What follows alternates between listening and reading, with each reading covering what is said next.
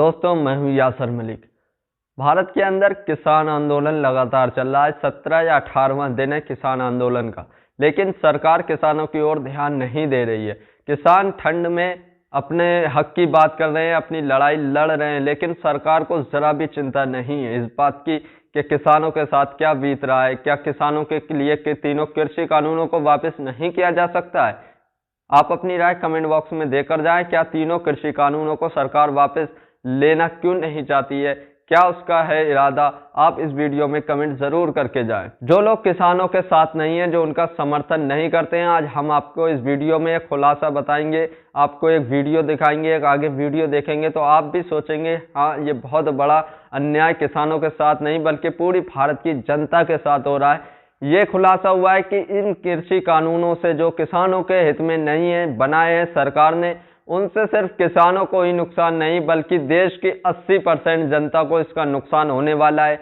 देश की 80% जनता इससे प्रभावित होने वाली है। देश की 80% जनता को इन कृषि कानूनों से नुकसान होने वाला है। अब आप सोचते होंगे ये किस तरीके से होगा, तो हम आपको एक वीडियो दिखाते हैं। पहले आप ये पूरी वीडियो देख लीजिए, आपको खुद समझ में आ जाएगा कि ये बात सच है या झूठ है। क्या किसान गलत प्रोटेस्ट कर रहे हैं? क्या किसान अपने हक की बात नहीं कर सकते हैं? इस देश में बहुत सारे लोग उनके खिलाफ खड़े हो गए हैं कि किसान जबरदस्ती कर रहे हैं, कि अपनी मनमानी कर रहे हैं। सरकार ने कृषि कानून बना दिए हैं तो इन्हें क्या जरूरत है आंदोलन करने की। लेकिन ऐसा नहीं है। आप जरा ये वीडियो देखिए तो आप भी सोचेंगे कि हाँ, किसान सही में प्रोटेस्ट कर रहे हैं, बल्कि किसान क्या, सभी को इससे नुकसान है। 80% भारत की जनता इससे प्रभावित होने वाली है। आप ये वीडियो देखकर जाइए। इस वीडियो को ज़्यादा से ज़्यादा शेयर कीजिए, लाइक कीजिए और अपनी कमेंट जरूर देकर जाइए।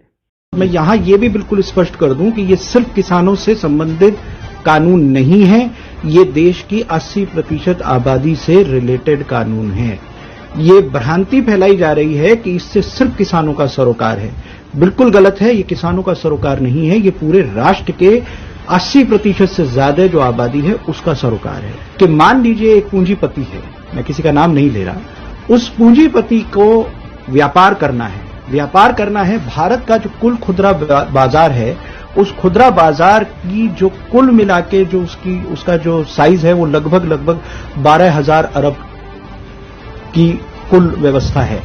अब इस व्यवस्था के ऊपर अगर किसी की आंख गड़ गई है, किसी पूंजीपति की, तो वो उसको लेना चाहता है। और ये इतना बड़ा बाजार है जो कि दुनिया का सबसे बड़ा बाजार है। लिहाजा जो दुनिया की और बड़ी कंपनीज हैं उनकी भी नजर इसके ऊपर है।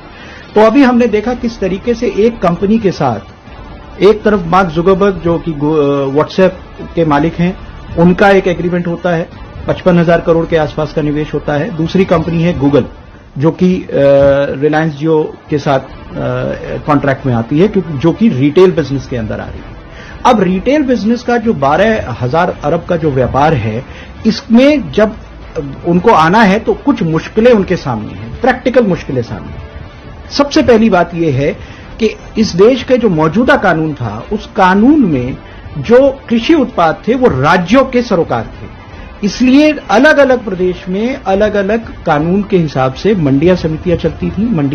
मंडी में ही खेती किसानी के उत्पाद कोई दूसरा आदमी खरीद सकता था। यहां मैं स्पष्ट कर दूं कि किसानों को अपनी उपज बेचने से कहीं कोई रोक टोक नहीं थी।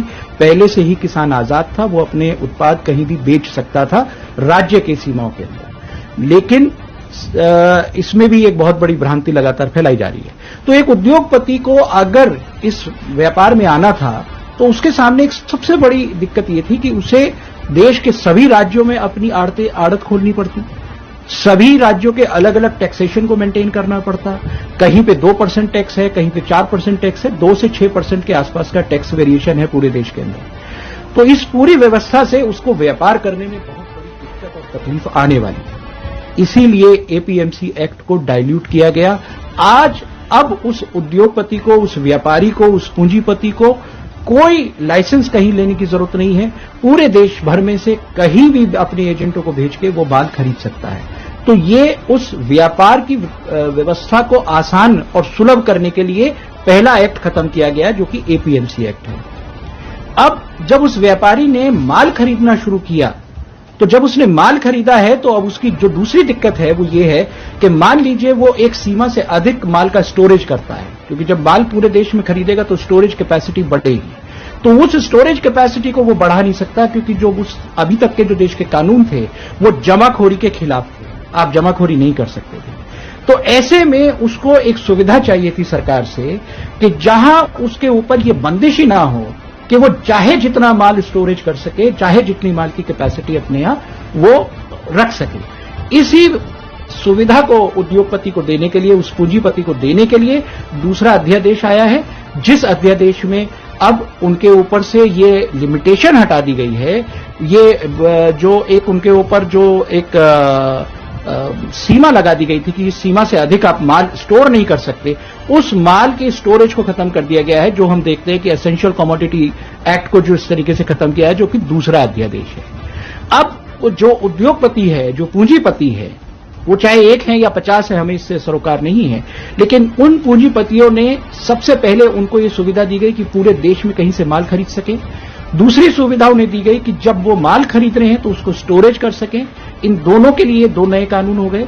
अब तीसरी परेशानी जो उद्योगपति के सामने है वो ये है कि जब उसके पास भारत का 12,000 अरब का पूरा खुदरा व्यापार के ऊपर उसकी नजर है, तो वो देखता है कि मुझे देश भर में कौन से वैरायटी का गेहूं चाहिए, कौन सी वैरायटी का मुझे चावल चाहिए, कौन सी वैरायटी की दाल की सबसे ज्यादा डिमांड है। आज की स्थिति में जो भारत का आम किसान है वो अपनी मर्जी के मुताबिक अपने यहां अपनी क्षेत्रीय आधार पर अपनी फसलों को उगाता है, लेकिन जो नई जो परिस्थिति आ रही है, जो नया तरीके का जो पूंजीवाद की बाजार की व्यवस्था आ रही है, वो व्यवस्था उस व्यापारी के लिए ठीक नहीं है। तो किसान अपने खेत में क्या बोएगा, इस बात को लागू करने के लिए अब तीसरा अध्यादेश आया है, जो कि कॉन्ट्रैक्ट फार्मिंग के शेप में हमारे सामने है, जहां किसान को एक तरीके से ये बाध्य किया जाएगा कि वो कौन सी फसल बोए, किस तरीके का उत्पाद पैदा करे, कितनी फसल को पैदा करे। तो ये तीनों के तीनों अध्यादेश, इनका किसान से कोई लेना देना नहीं है, ये किसान को बर्बाद करेंगे और ये उद्योगपतियों के लिए, पूंजीपतियों के लिए